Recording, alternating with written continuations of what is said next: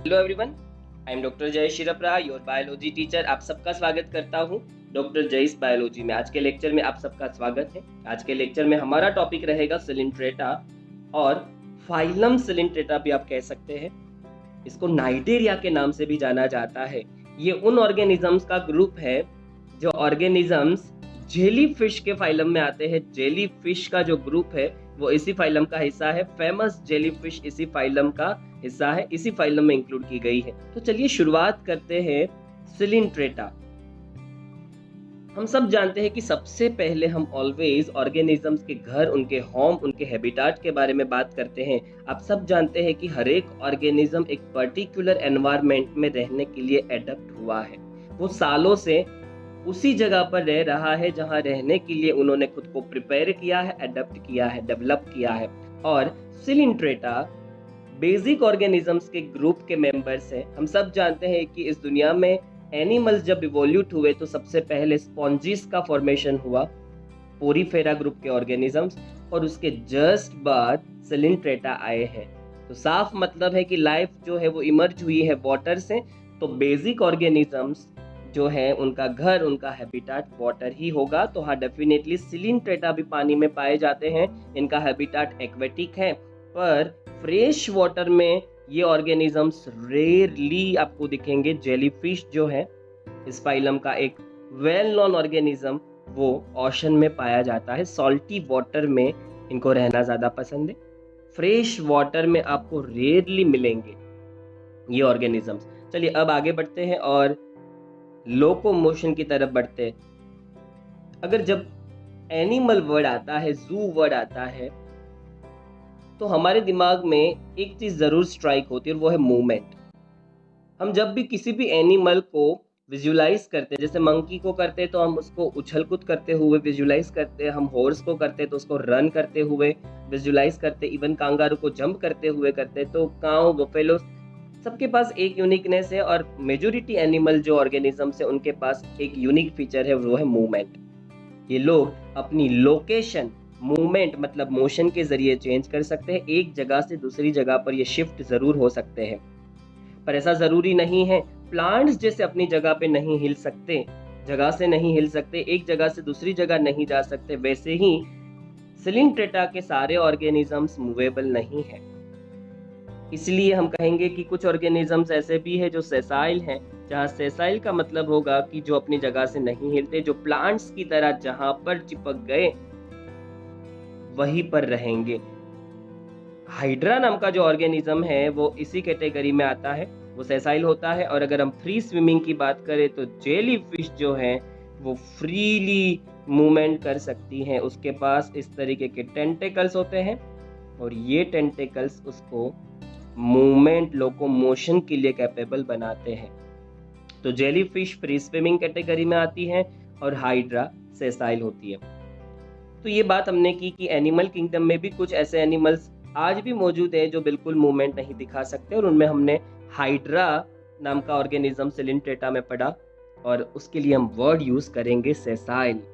ऐसे ऑर्गेनिजम्स जो अपनी लोकेशन नहीं बदल सकते और वहीं रहते हैं जहां वो पहले से फिक्स्ड अपनी जो पोजीशन है वो बना चुके हैं। चलिए अब लेवल ऑफ ऑर्गेनाइजेशन की तरफ आगे बढ़ते हैं और सिमेट्री की तरफ बढ़ते हैं। इनकी सिमेट्री जो है वो रेडियल सिमेट्री है, जिसका मतलब होता है कि इनको दो इक्वल हाफ पार्ट में डिवाइड किया जा सकता है, कोई एक सिंगल प्लेन से नहीं। यहाँ हमारे पास मल्टीपल चॉइसेस होती हैं, दो चार जगह से आप उसको काटोगे तो इनके दो इक्वल हाफ पार्ट हो जाएंगे, टुकड़े हो जाएंगे। इसके बाद लेवल ऑफ ऑर्गेनाइजेशन, तो ये उन ऑर्गेनिजम्स का ग्रुप है जिन्होंने सबसे पहली बार या फर्स्ट टाइम टिश्यू लेवल के ऑर्गेनाइजेशन को शो किया। मैंने आपको बताया था कि सेल्स अगर अकेले अकेले अकेले इंडिविजुअल लेवल पे काम करेंगे तो कभी वो काम और ज़्यादा क्वालिटेटिव नहीं हो पाएगा।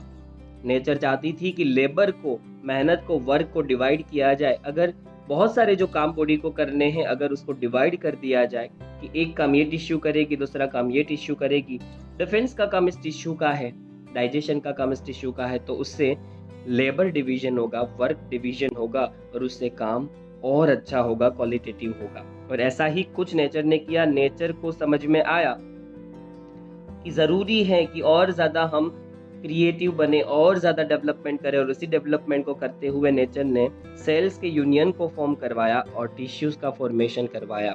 तो सिलिंट्रेटा में टिश्यूज़ पाई जाती है, पर मैं आपको बता दूँ ये ऑर्गेनिजम्स में ऑर्गन्स नहीं बन पाए हैं। ये ऑर्गेनिज्म सिर्फ टिश्यूज़ बना पाए हैं, तो इनमें आपको टिश्यूज़ ज़रूर से दिखेगी। उसके बाद जर्मिनल लेयर्स है। जर्मिनल लेयर के बारे में भी हम पढ़ चुके हैं जब हमने बेसिस पढ़े थे एनिमल किंगडम के क्लासिफिकेशन के तब। वापस एक बार बता रहा हूँ कि जाइगोट में से तुरंत ही बेबी का फॉर्मेशन नहीं होता। जाइगोट डिवाइड होता है, बहुत सारे सेल्स को फॉर्म करता है, और वो सेल्स बाद में 2 लेयर्स में अगर फॉर्मेशन करते हैं या 2 लेयर्स में अरेंजमेंट दिखाते हैं तो उनको डिप्लोब्लास्टिक कहते हैं, और अगर 3 लेयर अरेंजमेंट दिखाएंगे तो ट्रिप्लोब्लास्टिक। तो इनके अंदर जाइगोट से बने हुए सेल्स 2 लेयर में अरेंजमेंट करते हैं अपनी, और उसके बाद टिश्यूज बनना शुरू होती हैं, या फिर आप कह सकते हैं कि सिलिंट्रेट्स जो है उसका डेवलपमेंट शुरू होता है। इसलिए हमने वर्ड डिप्लोब्लास्टिक यूज किया है, जिसका मतलब है जाइगोट से 2 लेयर बनेंगे और फिर उनसे पूरा ऑर्गेनिज्म फॉर्म होगा। अब हम इनके बॉडी स्ट्रक्चर की तरफ मूव करेंगे। सिलिंट्रेटा के ऑर्गेनिजम्स को हम सिलिंट्रेट्स कहते हैं और नाइडेरियन के नाम से भी जानते हैं। ये नाइडेरिया वर्ड कहाँ से डिराइव हुआ? इनकी बॉडी में एक स्पेशल स्ट्रक्चर पाया जाता है जिसका नाम है नाइडोब्लास्ट।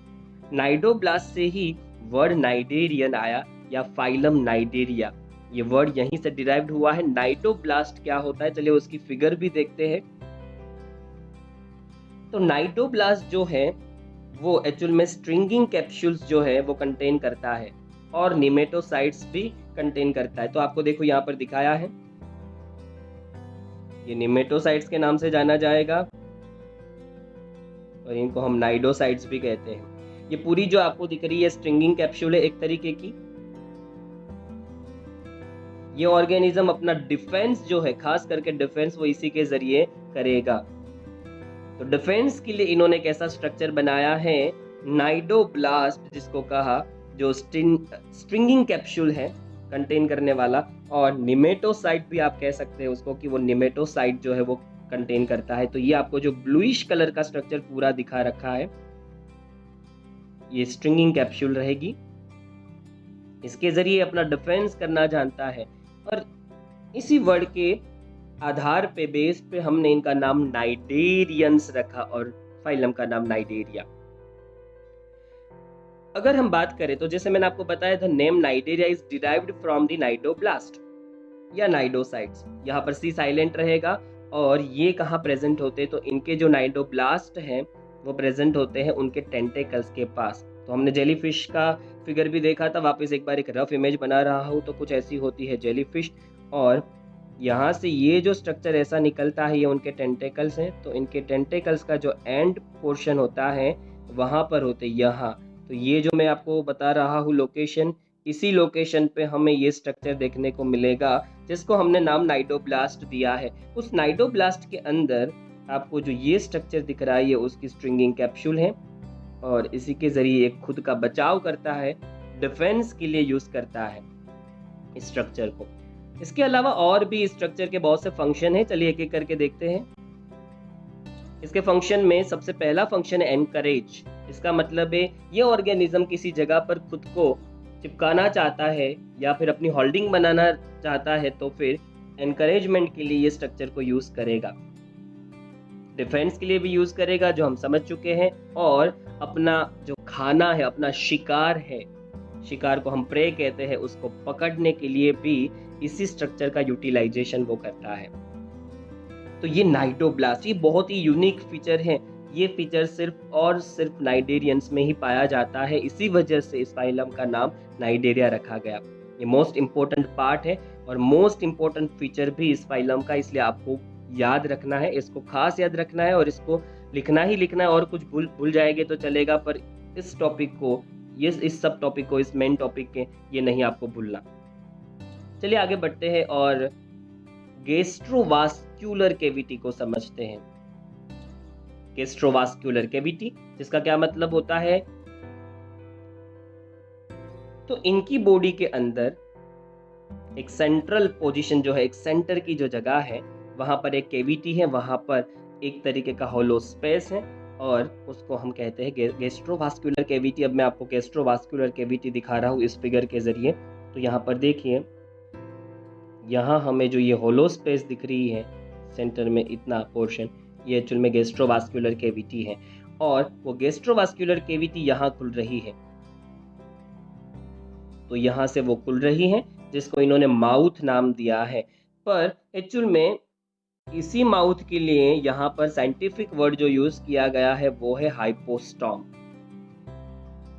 बॉडी की एक ऐसी कैविटी जिसका ओपनिंग माउथ से होता है, और उसी के लिए हम वर्ड यूज कर रहे हैं हाइपोस्टॉम। जनरली हाइपो वर्ड इसलिए आया क्योंकि हाइपो का मतलब होता है नीचे, नीचे की तरफ, जनरली ये मीनिंग होता है। और यहाँ पर हमें ये जो स्ट्रक्चर दिख रहा है, ये जो माउथ दिख रहा है, ये माउथ एक्चुअल में नीचे की तरफ ही है।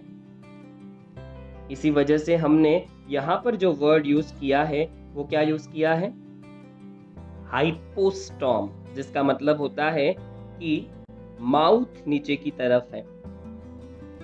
तो एक तरीके से आप ये भी कह सकते हैं कि गैस्ट्रोवास्कुलर कैविटी उनके डाइजेशन के लिए बनी है। जिस तरीके से हमारी डाइजेस्टिव सिस्टम का ओपनिंग माउथ से है, वैसे इनकी डाइजेस्टिव सिस्टम का एक ओपनिंग माउथ से है। उनकी डाइजेस्टिव सिस्टम मतलब कि एक होलो स्पेस जहाँ खाना जो है वो डाइजेस्ट किया जा सकता है, फूड डाइजेस्ट किया जा सकता है, उसको हमने गैस्ट्रोवास्कुलर कैविटी नाम दिया। पर इनके पास एक ही ओपनिंग है, माउथ। आप उसको एनस कहो तब भी ठीक, आप उसको माउथ कहो तब भी ठीक, पर उसके लिए स्पेशल वर्ड यहाँ पर यूज किया गया है, और वो क्या है, वो है हाइपोस्टॉम। तो हम वर्ड हाइपोस्टॉम यूज कर रहे हैं यहाँ पर। इनका डाइजेशन इसी चैम्बर के अंदर होगा, जो मैंने आपको बताया। हम वापिस एक बार देख लेते हैं वो चैम्बर। तो ये वाला जो चैम्बर यहाँ पर हमें दिख रहा है, यहाँ जो होलो स्पेस दिख रही है, वहाँ पर इसका खाना जो है वो डाइजेस्ट होगा। और खाना जब सेल्स के बाहर डाइजेस्ट होता है तब हम वर्ड एक्स्ट्रा सेल्यूलर यूज करते हैं हमारी तरह। इंटेस्टाइन के बीच में जो होलो स्पेस है, ल्यूमेन है, खाली जगह है।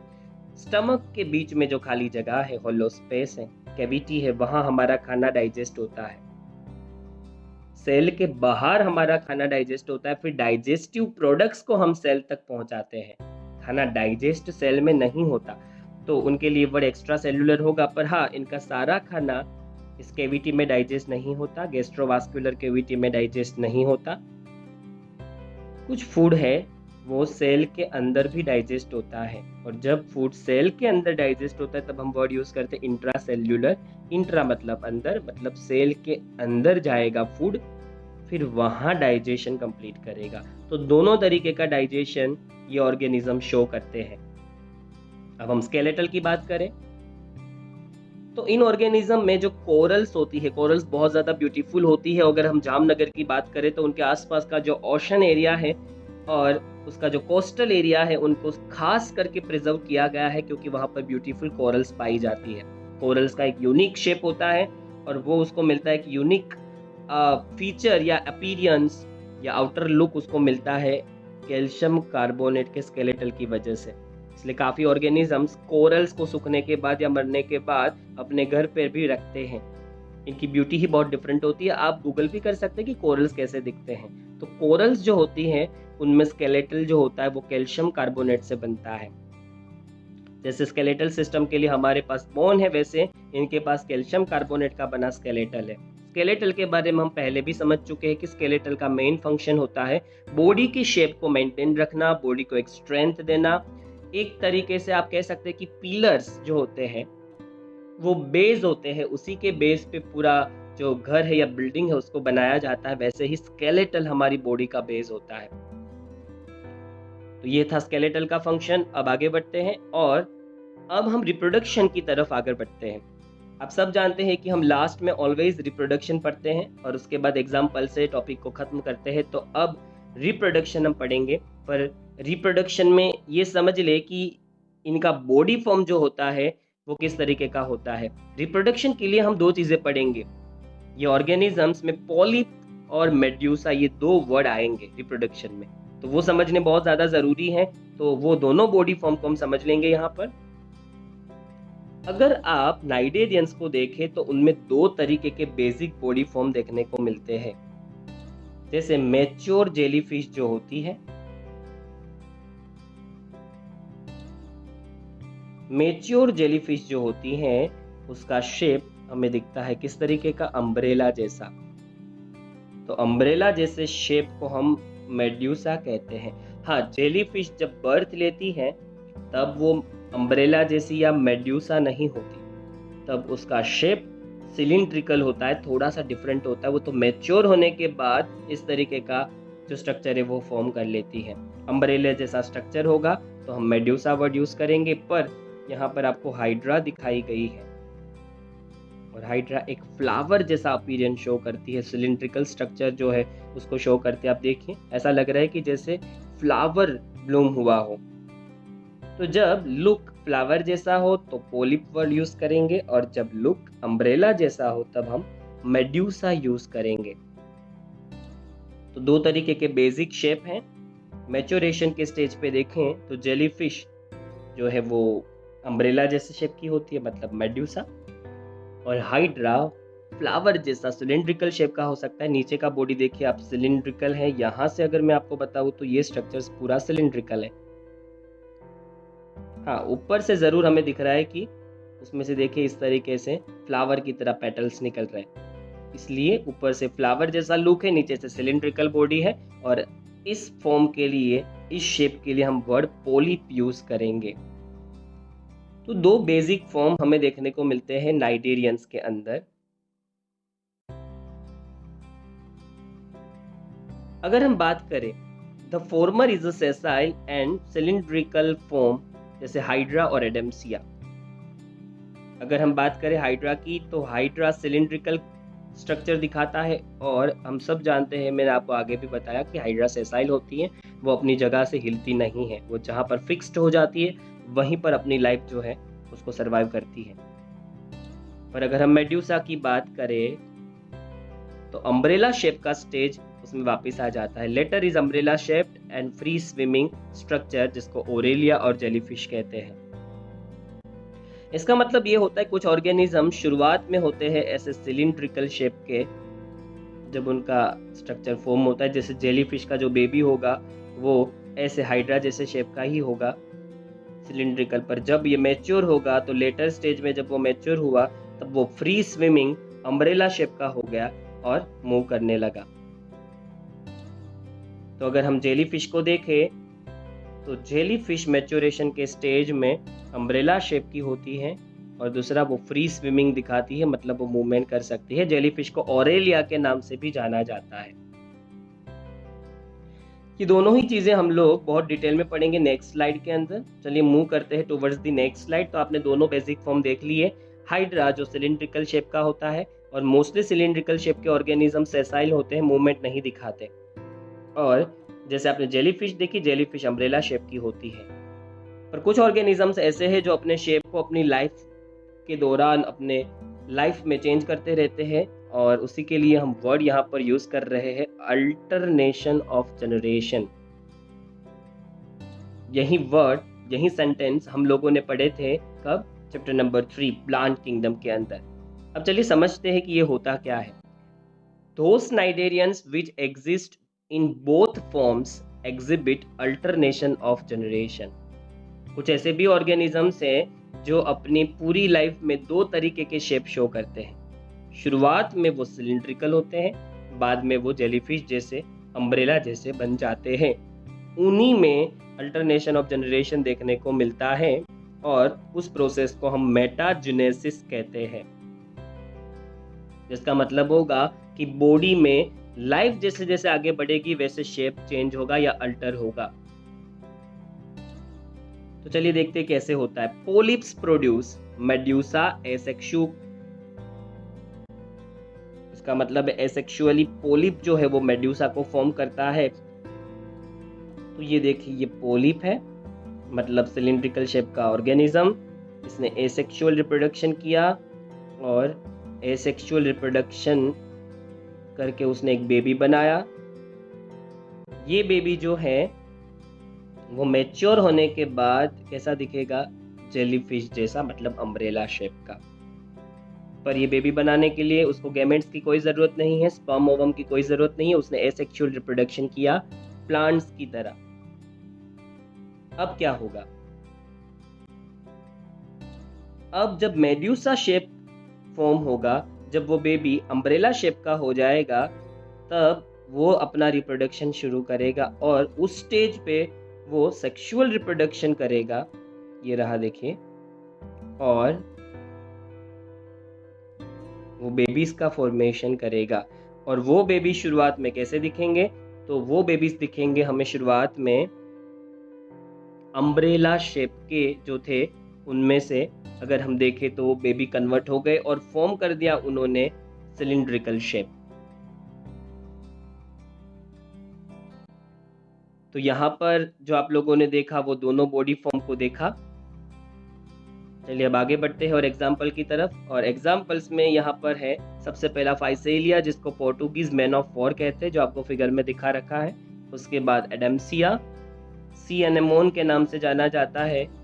पेनार्क्यूला, जिसको सी पैन कहते हैं। गोरगोन या सी फैन के नाम से जाना जाता, और मिंड्रीना।